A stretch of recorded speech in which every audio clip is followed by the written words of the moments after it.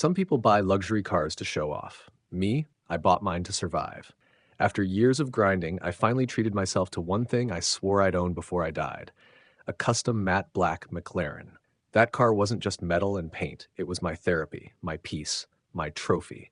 And in my head, the quiet, overpriced neighborhood I moved into would be the perfect place to enjoy it. Calm streets, gated community, and people who seemed more interested in their lawns than in me, or so I thought. Because the truth is, peace doesn't last long when you park a dream car in front of people who are miserable with their own lives. Before we dive in, comment which country you're watching from. Let's see how far this story travels. Just know this: the villain of this story isn't your usual nosy neighbor.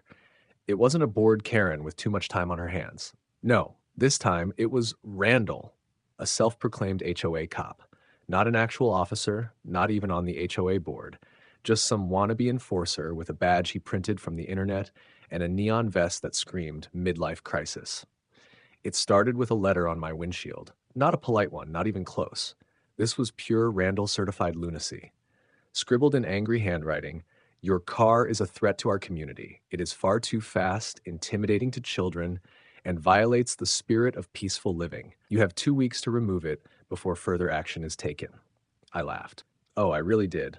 I snapped a picture and added it to my HOA clowns folder on my phone. Surely he couldn't be serious. I wasn't speeding. The HOA handbook said nothing about banning specific vehicles.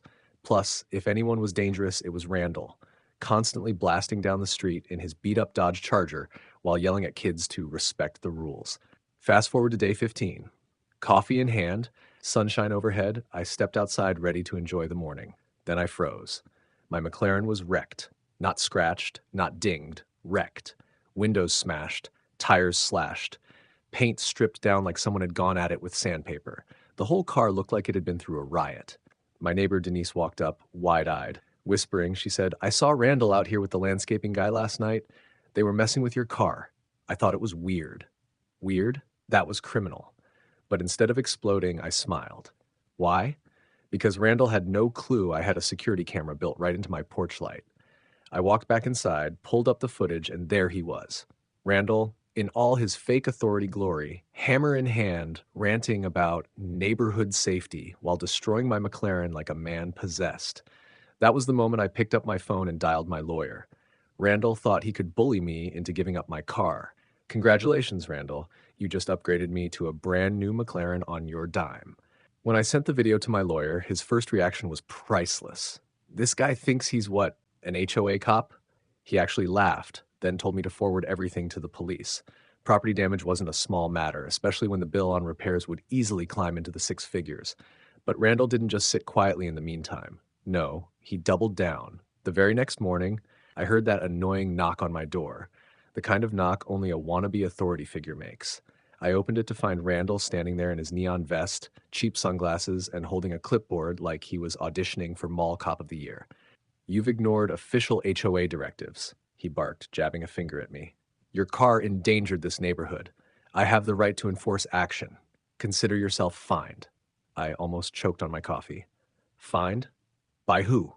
The HOA handbook doesn't even mention cars like mine, and last I checked, you're not law enforcement. His jaw tightened. I am law enforcement for this community. If you don't like it, leave. That's when I decided to poke the bear. Funny, because I've got video proof of you committing felony vandalism, so unless you're planning on enforcing that on yourself, I'd suggest you back off. His face drained of color for a split second before he stormed off, muttering something about calling the board. 2 hours later, I found myself sitting in a so-called emergency HOA meeting. Randall had clearly dragged the board members into this circus. Sitting at the table, the president, some woman named Marcia, tried to smooth things over. Let's be reasonable. Randall was acting in the community's best interest. Maybe the damage was excessive, but I cut her off. No, there's no maybe about it. He destroyed private property, and you're defending him? One of the quieter board members cleared his throat. Technically, Randall doesn't even serve on the board. He volunteers. Volunteers. That was rich. So not only did this clown destroy my $250,000 McLaren, but the HOA never authorized him to act in any official capacity. At that moment, I decided on two things. One, I'd let the police deal with Randall. Two, I'd let my lawyer deal with the HOA for defending him.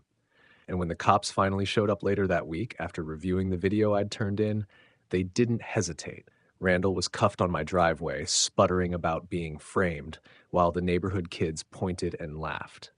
If you're enjoying this HOA story so far, like and subscribe, because the story is only going to get better.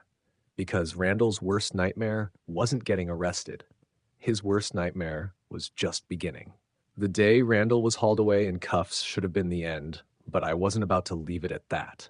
My McLaren wasn't just scratched, it was totaled. A man who thought he could play dress-up cop and hide behind HOA excuses needed a permanent reminder that actions have consequences. My lawyer filed charges: vandalism, impersonating an officer, and criminal mischief. The impersonation charge alone carried serious penalties, especially since Randall strutted around in a fake badge and vest like he was auditioning for Cops, HOA edition. When the case hit court, the footage spoke louder than any words. There he was, in full authority mode, slamming his boot into my car and declaring it illegal. The judge leaned back in his chair, pinched the bridge of his nose, and said flatly, "Sir, not only were you not authorized by this HOA, but you destroyed property worth more than most people's homes. You're looking at prison time." Randall's attorney tried to spin it, but the board didn't even show up to defend him. In fact, by the end of the trial, the HOA was facing its own storm.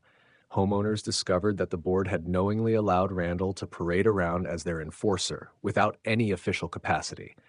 A petition spread like wildfire, and within weeks, the entire board was dissolved. As for Randall, he didn't just get convicted, he got bankrupted.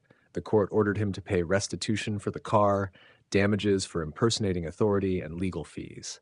He lost his job, his credibility, and eventually his house. By the time the dust settled, my new McLaren sat gleaming in my driveway, while Randall shuffled past in a faded hoodie, avoiding eye contact, forced to live in a rental across town. Every time neighbors drove by, they'd smirk and say, "Careful, Randall might write you a ticket." I didn't have to lift a finger after that. His reputation was shattered, the HOA was gone, and my story became the neighborhood's favorite cautionary tale. And as I stood on my porch sipping coffee, watching the sun set behind my car, I couldn't help but think, you can dress like a cop, act like a cop, even scream like a cop. But the moment you pick a fight with someone who's ready to fight back, you'll regret it instantly. And that's exactly what happened to Randall. He thought a fake badge and a neon vest made him untouchable.